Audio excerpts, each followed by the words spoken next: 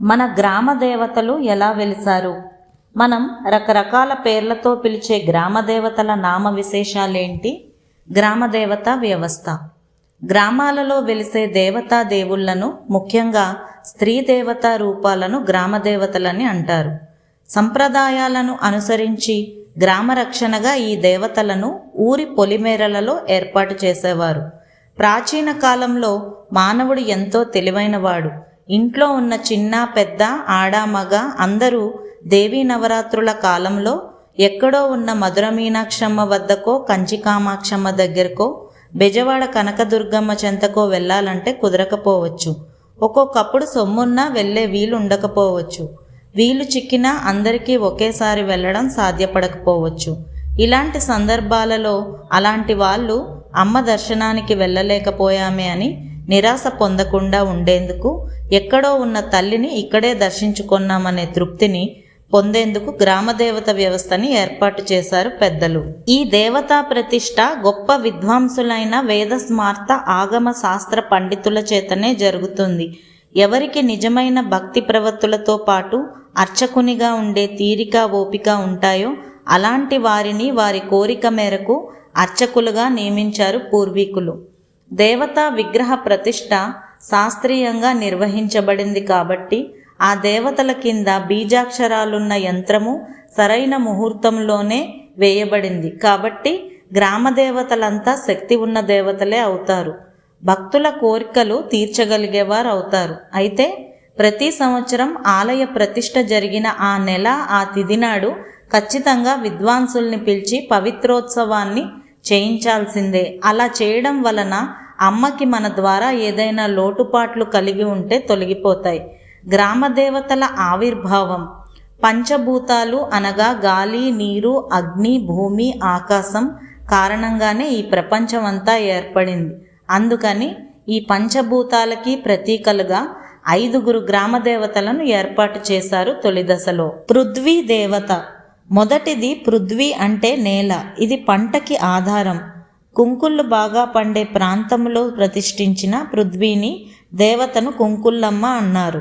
గోగులు బాగా పూచే ప్రాంతంలో ఆ గోంగూర, గోగునార ఇవే వారి జీవనాధారం కాబట్టి ఆ పేరుతో గోగులమ్మని ఏర్పాటు చేశారు. జొన్నలు పండే చోట జొన్నాలమ్మ అని, నూకలు అంటే వరి పండే ప్రాంతాలలో నూకాలమ్మ అని పిలుచుకున్నారు. మొదటిసారిగా పండిన పంటను ఆ తల్లికే నివేదన చేయడం, అర్చకునిగా ఉన్నవానికి అందరూ ఆ పంటను ఇస్తూ ఉండడం, దాన్నే సొమ్ముగా మార్చుకొని అతడు జీవించడం, ఇలా సాగుతూ ఉండేది ఈ వ్యవస్థ. పంట వేసేటప్పుడు కూడా ఈ తల్లిని ఆరాధిస్తే గాని చేనుకి వెళ్తూ ఉండేవారు కాదు. అన్నాన్ని పెట్టే తల్లి కాబట్టి అన్నమ్మ అని కూడా ఒక దేవత ఉంది. ఇక పంటలన్నీ చేతికి అందాక సుఖ సంతోషాలతో జాతర చేస్తూ ఉండేవారు.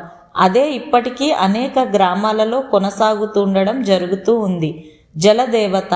రెండవది జలానికి సంబంధించిన తల్లి గంగమ్మ, గంగానమ్మ. ఈ తల్లి భూమి మీద కాక భూమి లోపల ఎంతో లోతుగా ఉంటుంది. గుడి ఎత్తుగా కట్టినా తల్లిని చూడాలంటే మెట్టు దిగి కిందకి వెళ్ళవలసి ఉంటుంది. అగ్నిదేవత. మూడవది తేజస్సు అంటే అగ్ని. పగటిపూట తేజస్సునిచ్చే సూర్యునికి ప్రతీకగా సూరమ్మను, రాత్రిపూట తేజస్సునిచ్చే చంద్రునికి ప్రతీకగా పున్నమ్మని దేవతలుగా చేశారు. చిత్తూరు పున్నమ్మ గుడిలో హారతి సమయంలో పంబళ్ళు వాయిస్తారు. అది ఉంటూ హారతి చూస్తే అమ్మవారు ఆనందంతో వెలిగిపోతున్నట్టు కనిపిస్తుంది. ఎప్పుడు అదే కొనసాగుతుందో తెలీదు. సూరమ్మను ప్రతి అమావాస్య నాడు, పున్నమ్మను ప్రతి పౌర్ణమి నాడు పూజించే విధముగా ఏర్పాటు చేసుకొని తమ కుల వృత్తిని ఆ రోజు మానేయడం చేసేవారు. ఇక అమ్మకి కుడి కన్ను సూర్యుడుగాను, ఎడమ కన్ను చంద్రుడిగాను ఆ తల్లికి పెట్టిన పేరు ఇరుకలమ్మ, సూర్యచంద్రుల కల ఉన్న అమ్మ. నాలుగవది వాయువు కరువలి అంటే పెద్ద గాలి. కొండ ప్రాంతంలో ఉండేవారికి విపరీతమైన కొండగాలి వీచినప్పుడు ఏ ఉపద్రవము ఉండకుండా రక్షించేందుకు కరువలమ్మను ఏర్పాటు చేసుకున్నారు. ఆకాశ దేవత.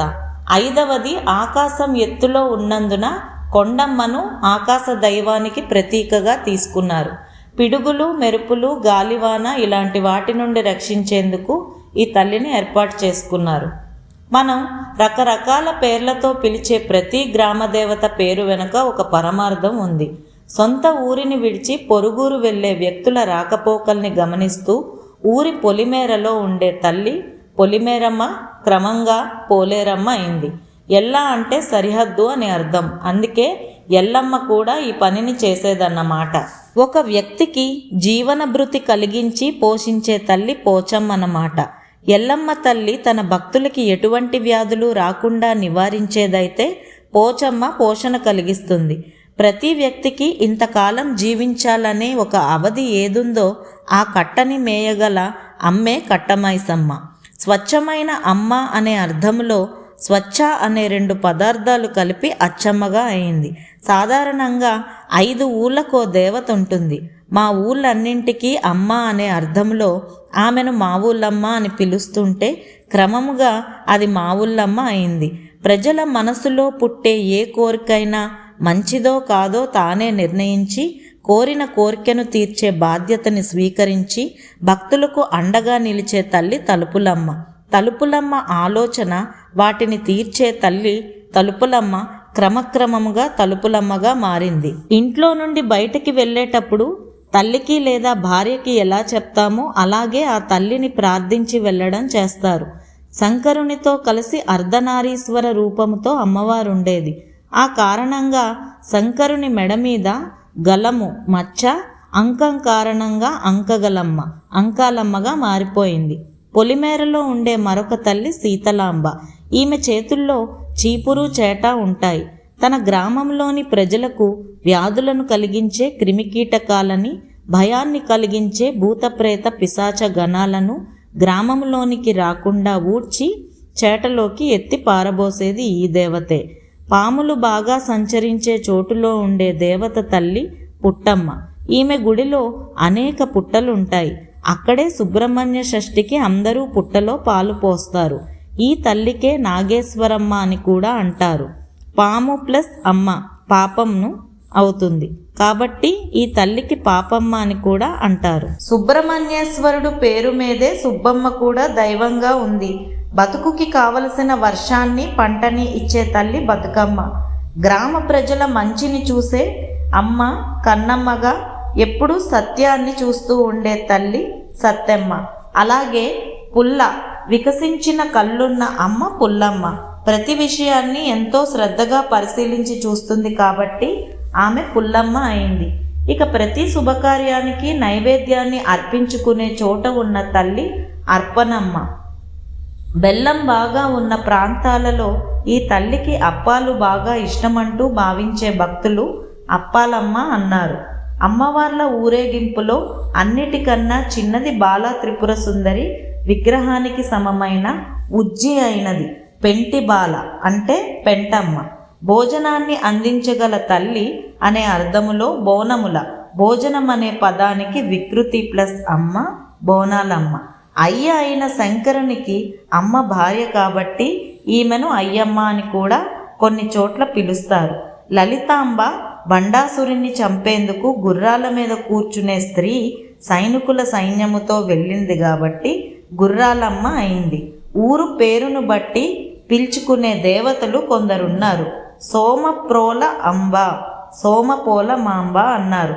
సోమప్రోలు అనే గ్రామము ఉత్తరాంధ్ర శ్రీకాకుళం జిల్లాలోని సోంపేట. పేర్లు ఏవైతేనేమి ఆ తల్లి ఎప్పుడూ మనకి తోడుగా అండగా నిలిచి మనందరినీ కంటికి రెప్పలా కాపాడుతుంది. శుభం. శ్రీమాత్రే నమః.